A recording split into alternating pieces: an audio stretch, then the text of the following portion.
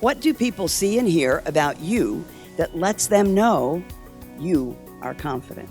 You have charisma. You are a force to be reckoned with. Language that reflects confidence, command of a room, is typically very direct, often short, and it's not wishy-washy.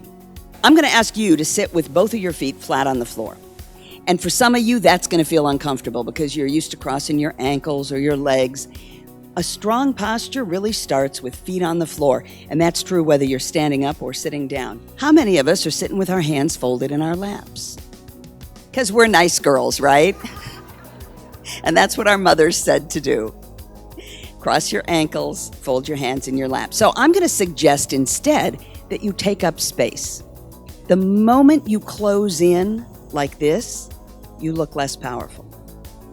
I'm just going to guess that when you're talking to a man and he sits back in a chair and does something like this, you're not crazy about that, are you?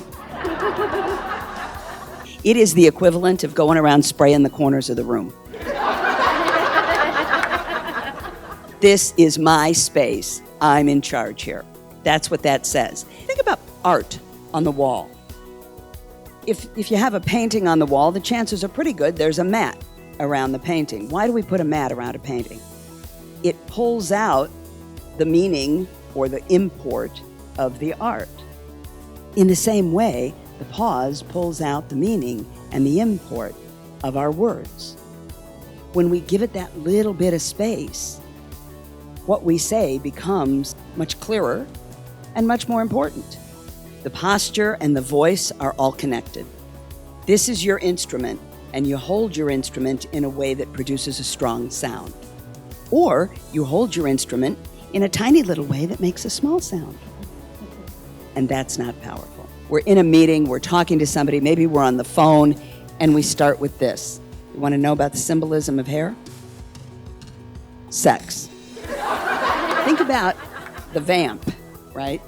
Going like this. It's called unconscious preening, and birds do it too, right? They fluff their feathers, and it's all about sex, I'm telling you.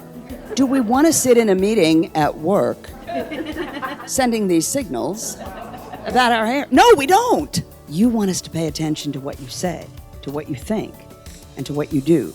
There may be times in a business meeting or in an organization that we might belong to, or with our family for that matter, that we want to convey, I'm dishonest, not interested, and I'm not confident.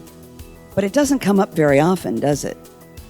Most of the time, we want people to think we're straightforward, we're honest, we're interested in them, we're telling them the truth, we're fully engaged, and we do that with eye contact. Now, when I do this, does anybody here feel any contact? No. But when I do this, and this, and this, we do feel contact, yes? So everybody take a deep breath. And I notice for some people, we breathe in and our shoulders go up. So we're breathing in here. We want to breathe down here. There's a power center down here. In Japanese, they call it hara. In Chinese, it's dandian. In American, we never heard of it because our energy is all whirling around in our head and shoulders instead.